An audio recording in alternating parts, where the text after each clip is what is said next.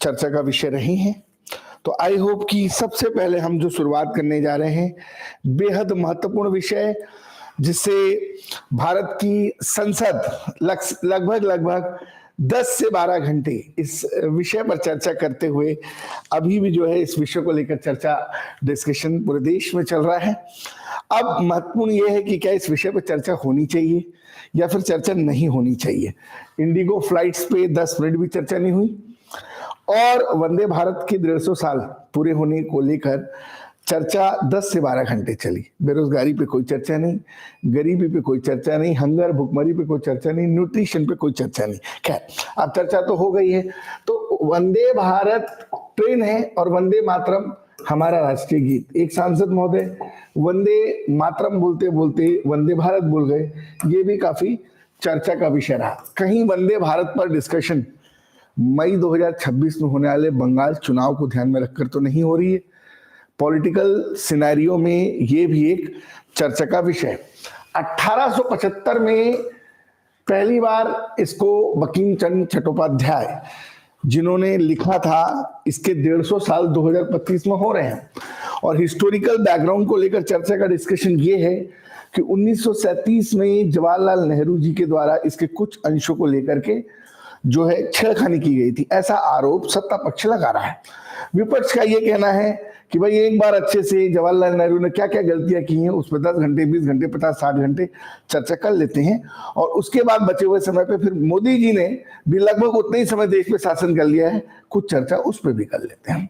तो फिलहाल एग्जाम के पॉइंट ऑफ व्यू से नेशनल एंथम को लेकर के जो चर्चा रही है इस पूरे संसदीय सत्र के दौरान जो 1 दिसंबर से 19 दिसंबर को चल रहा है, बेहद महत्वपूर्ण है। प्रियंका गांधी भी इस पर बोली, अच्छा बोली, जो उनके दिमाग में था, डिस्कशन का हिस्सा उन्होंने इसको बनाया। ये महोदय हैं जिन्होंने कह दिया हम तो वंदे मातरम नहीं गाएंगे भाई। इस प्रकार के लोगों की वजह से और कंट्रोवर्सी हो रही है। ये जनाब कह रहे हैं हम तो नहीं गाएंगे भैया, इसके कुछ अंश से लेके हमें समस्या है। मुझे ऐसा लगता है पर्सनली कहीं बंगाल चुनाव जो मई 2026 में प्रस्तावित है, कहीं भारतीय जनता पार्टी का फोकस उसे लेकर तो नहीं है। लोकसभा हो या राज्यसभा, दोनों ही सत्रों में लगातार वंदे भारत को लेकर चर्चा। मैं इस पर आपको नोट्स दे चुका हूं, आपने नोट्स देख लिए हैं। कल आपको नोट्स इस पर मिल गए थे और आज जो डिस्कशन होने वाले उस पर भी मिल गए। महत्वपूर्ण यह है कि 150 साल पूरे हो रहे हैं इसके, है ना। इसके कितने साल पूरे हो रहे हैं? 150 साल। मैंने बताया कि 1875 में बंकिम चंद्र चट्टोपाध्याय ने, अभी मोदी जी ने इनको बंकिम दा बोल दिया, है ना, तो इसको लेकर भी कंट्रोवर्सी मची हुई है। ये हमारे अमित शाह जी, जेपी नड्डा जी, खड़गे जी सब अपना अपना व्यू रखे हैं इसको लेकर के संसद के सत्र में। चलिए 2 मिनट आप और हम भी गुनगुना लेते हैं। सुजलाम सुफलाम मलयज शीतलाम सस्य श्यामलाम मातरम शुभ्र ज्योत्सना पुलकित यामिनी पुल्ल कुसुमिता द्रुमदल शोभिनी सुहासिनी सुमधुर भाषिणी सुखदाम वरदाम मातरम वंदे मातरम।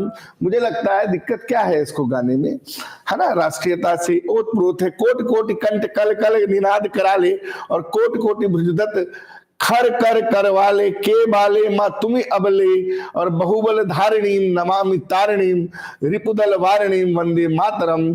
तुम विद्या तुम्ही धर्मम तुम्ही हृदय तुम्ही मर्मम तुम्ही प्राणा शरीरा भावते तुम्ही माँ शक्ति हृदय तुम्ही माँ भक्ति और तुम्हें प्रणिमा प्रतिमा गढ़ी मंदिरे मंदिरे वंदे मातरम। तुम्ही दुर्गा 10 प्रहर धारिणम कमला कमलिदी विहारिणम वाणी विद्या दायिनीम नमामि त्वम नमामि कमलाम अमलाम अतुलाम सुजलाम सुफलाम मलयज शीतलाम।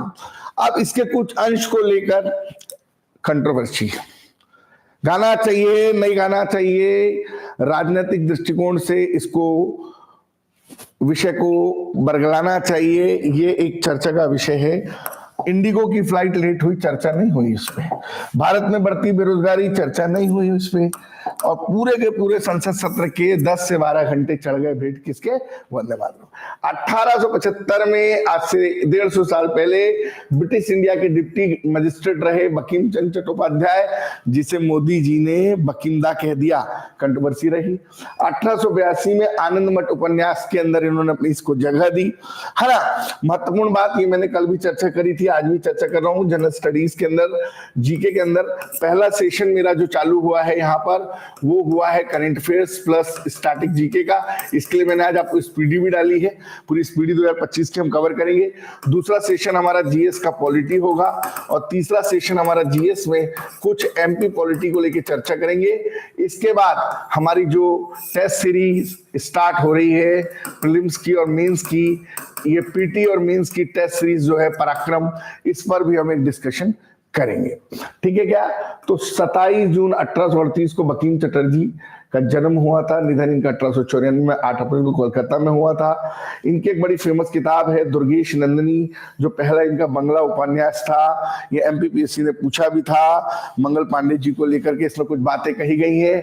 तो Durgesh Nandini last time MPPSC prelims में पूछा गया था। हमें तो एग्जाम ओरिएंटेड पढ़ना है, चर्चा क्योंकि चल गई है तो चर्चा करनी है। वंदे भारत मातरम एक सन्यासी जो थे भवानंद ने सबसे पहले गाया था, और उसके 2 छंद जो थे वो संस्कृत में थे, और बाद में फिर दुर्गा के रूप को निरंकार बताया गया था। भारत भूमि के बारे में इसमें बात कही गई थी, और भारत के भूगोल के मानकीकरण को लेकर इसमें बात कही गई थी। और भारत के भूगोल के मानकीकरण को लेकर जब बात की गई थी, उस समय अरविंद घोष ने जो है राष्ट्रीय शिक्षा व्यवस्था को लेकर भी बाद में बात कही थी। और कहीं ना कहीं भारत के भूगोल का मानकीकरण, जंजीरों से जकड़ी भारत मां की प्रतिमा को लेकर जब भारत के भूगोल का मानकीकरण किया गया, तो उसमें ये वंदे मातरम यहां से शब्द लिया गया। सुजलाम इसको कहा गया, सुफलम इसको कहा गया, मलयज शीतलाम शुभ ज्योत्सना पुलकित यामिनी सुहासिनी सुमधुर भाषिणी। सप्तकोट के अंदर एक एक वर्ड को लेकर वंदे भारत में चीजें हुई।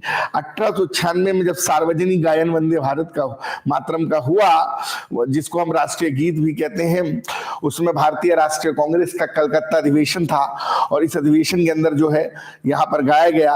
1882 में इस उपन्यास के प्रकाशन के कुछ अंश जो थे वो गाए गए थे, लेकिन राजनीतिक मंच पर पहली बार ये 1896 में गूंजा था। और 1896 में राजनीतिक मंच पर यह पहली बार गूंजा था। मैंने नोट्स आपको दिया है, परंतु इतिहास के परिप्रेक्ष्य में और वर्तमान में इसकी प्रासंगिकता, रिलेवेंसी क्या है, इसको लेकर मैं चर्चा कर रहा हूं। हिस्टोरिकल बैकग्राउंड से क्वेश्चन आ सकता है। 1886 में पहली बार कलकत्ता अधिवेशन में हेमचंद बनर्जी ने इसके कुछ अंश गाए थे, बाद में इसके मानक अंशों को गाया गया। 1905 का जब बंगाल विभाजन हुआ, उसी समय अरविंद घोष ने जंजीरों से जकड़ी भारत मां की प्रतिमा देखी, और जंजीरों से जकड़ी भारत मां की प्रतिमा देखी तो भूगोल के मानकीकरण को लेकर उनके मन में एक भाव पैदा हुआ। यह वह समय था जब बाल गंगाधर तिलक ने गणेश उत्सव, शिवाजी उत्सव जैसे उत्सव को चलाया था, और कहीं ना कहीं उस समय ये शिवाजी उत्सव, गणेश उत्सव मनाए गए, और राष्ट्रीय स्तर पर जो है भारत के भूगोल के मानकीकरण को करने का किया गया। उसमें छोटे छोटे बच्चे भारत वंदे मातरम गाने पर उनको जो है 5 रुपए का जुर्माना देना पड़ता था, और 5 रुपए का जुर्माना उसमें की ब्रिटिश हुकूमत ने 200 बच्चों पे लगाया था। और छोटे छोटे बच्चे जब भारतीय वंदे मातरम को गाते थे तो उनको 5-5 रुपए का जुर्माना देना पड़ता था। मुस्लिम लीग ने 1906 में जब ढाका के अंदर खाने विरोध किया, 1905 में जब बंगाल विभाजन हुआ, 1905-06 के बाद जब मुस्लिम लीग बनी, उसी समय सांप्रदायिकता उस समय इन लोगों ने फैलाई। हालांकि क्योंकि ये एग्जाम ओरिएंटेड बात हम यहाँ कर रहे हैं, 1875 में पहली बार, आज से 150 साल पहले इसको विचार किया गया था, और उस विचार के बाद इसका अंतिम रूप बना। आज 2025 में 150 साल बाद 1870 में इसकी रूपरेखा रखी गई, 1875 में इसके कुछ अंशों को लिखा गया, और तब से लेकर अब तक आप देख रहे हैं इस तरीके कहीं ना कहीं सिलसिलेवार घटनाक्रम आपके सामने आंखों के। BJP to mark the 115 years the Vande Mataram and nationalise resignations from the November 7, इन्होंने कहा हम 150 साल पूरे करने पर संसद में सत्र में जो है इस पर चर्चा करेंगे, इस पर डिस्कशन करेंगे। अब भैया इसको बिहार चुनाव के बाद बंगाल चुनाव से जोड़े नहीं जोड़े, पॉलिटिकल पार्टी इसको लेकर के विवाद कर रहे हैं। ये हमारा नेशनल सॉन्ग है, इसका दर्जा हमारे नेशनल सॉन्ग का है। 150 साल पूरे हो रहे हैं, निश्चित तौर पर परीक्षा प्रश्न बनेगा। 101 ईयर पूरे हो रहे हैं, 1875 2025 है ना। और ये बंकिम चंद्र चट्टोपाध्याय जी के द्वारा लिखा गया था। मैं बार बार कह रहा हूं, वंदे भारत भारत की आजादी का उद्घोष था, हर दौर में ये प्रासंगिक था, है, रहेगा। 1937 में इसका एक हिस्सा हटा दिया गया था, जिस भी कारण से हटाया गया उस टुकड़े करने का प्रयास किया गया था। और वंदे मातरम में इस विभाजन में, देश के विभाजन के भारत में बीज बोए थे। और कहीं ना कहीं राष्ट्र निर्माण में इस महामंत्र के साथ अन्याय क्यों हुआ, इस विभाजनकारी सोच को आज हम अगर सोच रहे हैं तो देश के सामने एक बड़ी चुनौती बनी हुई है। ऐसा मोदी जी ने भी हाल ही में अपने भाषण में कहा। मैं आपसे कहना चाहता हूं कि एग्जाम ओरिएंटेड चीजें हैं, राष्ट्रीय एकता का संदेश देना चाहिए। बंगाल चुनाव से जोड़ना मुझे लगता है कहीं ना कहीं राजनीतिक संकेत है। और जो भी हो, सबसे ज्यादा जो इस पूरे डिस्कशन पे तकलीफ हो रही है वो तृणमूल कांग्रेस को हो रही होगी, ममता बनर्जी को हो रही होगी, क्योंकि बंगाल में नवंबर के आसपास इलेक्शन है। अब तो समझ सकते हैं, है ना। शुभेंदु अधिकारी जो है भारतीय जनता पार्टी की तरफ से अधिकृत मुख्यमंत्री के प्रत्याशी हैं, ये मोहम्मद सलीम है। तो तमाम प्रकार का घटनाक्रम आपको दिख रहा है। हम मान के चल रहे हैं 7 मई 2026 के आसपास इलेक्शन कमीशन लगभग 5 साल पूरे होने पर इलेक्शन की घोषणा बंगाल में कर सकता है। 150 साल होने पर लोकसभा में चर्चा हुई, बाद में फिर राज्यसभा में चर्चा हुई, तमाम बातें हुई। प्रियंका गांधी ने भी अपना पक्ष रखा। उन्होंने कहा बंगाल का चुनाव आ रहा है मोदी जी, आप मोदी जी उसमें अपनी भूमिका निभाना चाहते हैं। तो मैं कहूं मोदी जी जो पीएम नहीं रहे, या जो पहले पीएम थे जवाहरलाल नेहरू, जितना उन्होंने शासन किया उतना ही शासन आपने भी कर लिया। तो ये राजनीतिक चर्चा वहां पर वंदे मातरम को लेकर हुई। हमें उस पॉलिटिकल सिनेरियो, पॉलिटिकल स्टेटस पे नहीं जाना है। हम तो सिर्फ इतना कहना चाहते हैं कि ये बंकिम चंद्र चट्टोपाध्याय, रविन्द्रनाथ टैगोर की जो बंगाल की भूमि है ना, कहीं ना कहीं हमारे राष्ट्रीय स्तर पर इनका आंदोलन में योगदान रहा है, उसको समझना चाहिए। और इस प्रकार के जो लोग हैं जो कह रहे हम वंदे मातरम नहीं गाएंगे, हम मन को वंदे मातरम नहीं गाएंगे, हमको पूरे वंदे मातरम गाने में तकलीफ है, तो इनके बारे में थोड़ा सोचना चाहिए। और मैं ये कहता हूं, भाजपा के लोग हर बात का श्रेय लेना चाहते हैं। जो महापुरुष इनके नहीं है उनको भी कब्जाने की कोशिश करते हैं। इनकी बातों से लगता है कि वंदे मातरम इन्हीं का बनाया हुआ गीत है। ऐसा नहीं है, वंदे मातरम पूरे देश का है, किसी राजनीतिक पार्टी का नहीं है, कोई बीजेपी का नहीं है, कांग्रेस का नहीं है। वंदे मातरम बंकिम चंद्र चट्टोपाध्याय ने लिखा है। तो भैया ये सब चीजें हैं, इसको हम नॉन पॉलिटिकल देखें। और कुछ लोगों का ये भी कहना है भैया इंडिगो की फ्लाइट में 434 फ्लाइट और 5600 पायलट होने के बाद 1400 फ्लाइट कैंसिल करना पड़ा। भैया इस पे भी चर्चा कर लो, है ना। ये इंडिगो वाले बोल रहे कि भैया इस पे भी चर्चा कर लो थोड़ी सी। 65% मार्केट प्लेयर एक आदमी को मत बनाओ, वरना देश की स्थिति खराब हो जाएगी। और ठीक है, वंदे मातरम पे चर्चा करिए, अच्छी बात है, थोड़ी सी चर्चा इंडिगो पे भी कर लो अमित शाह जी, है ना। तो राज्यसभा में भी मंगलवार को इस पर चर्चा हो गई, लोकसभा में भी चर्चा हो गई। मैं मानता हूं कि जवाहरलाल नेहरू ने 1937 में वंदे मातरम के कुछ अंश को हटा के 2 अंतरों को मान्यता दी। उस समय तुष्टिकरण की राजनीति हो सकता है शुरू हो गई।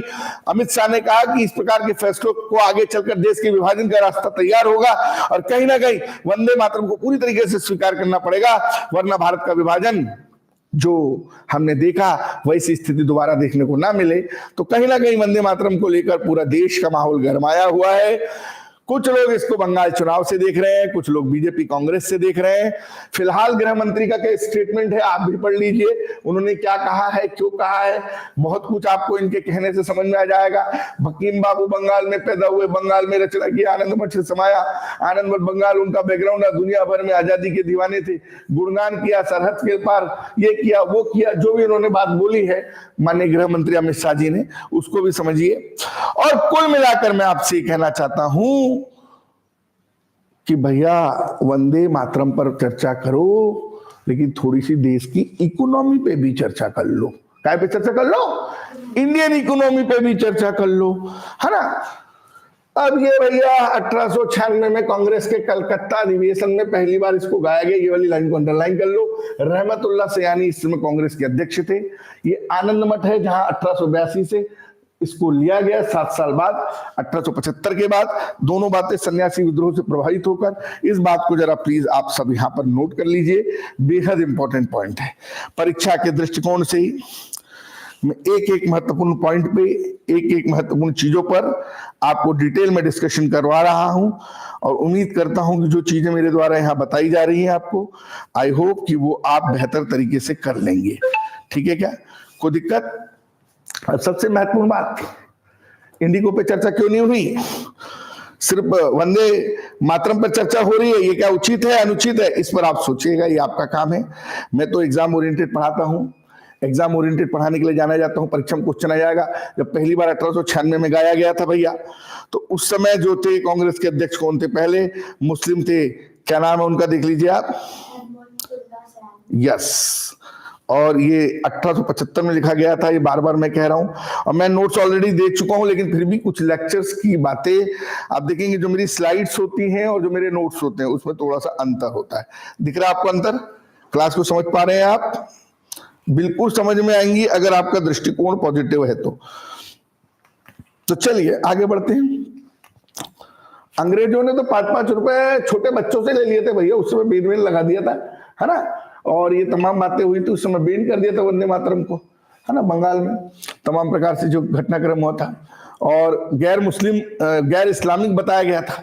उसमें इसके 4 प्रमुख छंदों को हटाया गया था, ये थे तब भी विरोध करने वाले लोग थे, है ना। ये जो विरोध करने वाले लोग थे, कांग्रेस ने मुद्दे को सुलझाने के लिए कमेटी बनाई थी, रविन्द्रनाथ टैगोर, सुभाष चंद्र बोस, कलाम, अब्दुल कलाम और जवाहरलाल नेहरू, किसी माना नहीं गया था। मुस्लिम लगातार बोल रहे थे कि मूर्ति पूजा, देवी देवताओं, आइडियलिज्म को लेकर के बातें इसमें की गई हैं। अब क्या सच है क्या झूठ है, आजादी के 150 साल बाद हम अगर इस पर डिस्कशन कर रहे हैं तो ये हमारे डेमोक्रेसी के लिए सही है गलत है, ये आपको खुद सोचना पड़ेगा, ये आपको खुद समझना पड़ेगा। मैं तो सिर्फ परीक्षा के दृष्टिकोण से आपको बताने का प्रयास कर रहा हूं कि आपके और हमारे लिए कितना महत्वपूर्ण है वंदे मातरम का डिस्कशन। ओके ना। अभी एक सब साची आचार्य हैं, अपनी किताबों में लिखते हैं, उस समय नेहरू और टैगोर के बीच में क्या बातें हुई थी। मैं हिस्टोरिकल बैकग्राउंड से भी बता दे रहा हूं, वंदे मातरम को लेकर क्या बातें हुई थी अपनी किताब में। वंदे मातरम की पृष्ठभूमि समझने के लिए आनंद मठ का अंग्रेजी अनुवाद पढ़ रहा था। मुझे इस पृष्ठभूमि पढ़ने से मुसलमानों को परेशानी हो रही है, ये उस बात में नेहरू ने रविन्द्रनाथ टैगोर को अपनी बात में बताया था। तो ये कहीं ना कहीं तुष्टिकरण के आरोप जो बीजेपी लगा रही है वो किस स्तर पर सही है, ये किस स्तर तक राइट फॉर्मेट में है, ये भी एक बड़ा समझने का विषय है। और इस शिक्षा के माध्यम से मैं आपको सिर्फ इतना बताने का प्रयास करना चाहता हूं कि आप ये समझिए कि महत्वपूर्ण बात जो परीक्षा की दृष्टिकोण से आपके लिए जरूरी है वो है वंदे भारत, वंदे मातरम की प्रासंगिकता। और जब इसे राष्ट्रगान जनगण मन के बराबर दर्जा दिया गया है अपने मौलिक कर्तव्यों में, तो इसका विरोध क्यों है, ये भी एक सोचने वाली बात। आजादी के बाद ऑल इंडिया रेडियो में बजने वाला पहला गीत सुजलाम सुफलाम मलयज शीतलाम सस्य श्यामलाम मातरम ही था। ठीक है क्या। विंटर सेशन में डिबेट हुआ है 10 से 12 घंटे लगातार। विंटर सेशन इस समय 1 दिसंबर से 19 दिसंबर को दिल्ली में चल रहा है।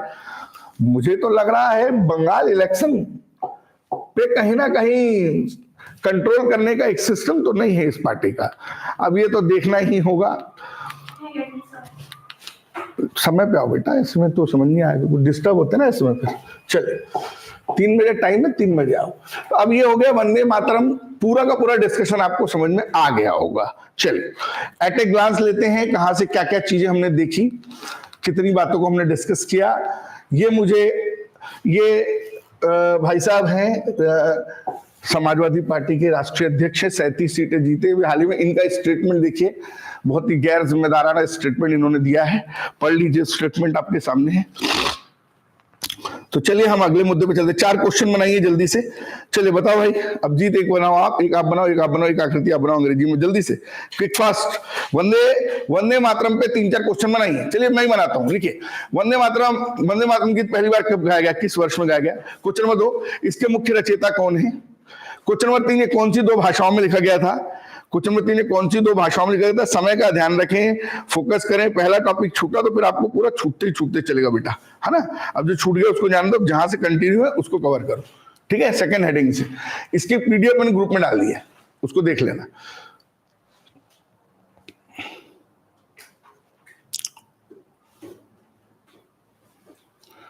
मैं कहता हूं कि सांस लेने को हवा नहीं है लोगों के पास, और वंदे मातरम गालो पहले बोल रही सरकार। तो स्वच्छ भारत अभियान भी चला रहे हो, अच्छी बात है। और कहीं ना कहीं दिल्ली की ताजा हवा पे भी थोड़ी चर्चा कर लो कि भाई कैसे चर्चा साफ हवा में वंदे भारत गाएंगे।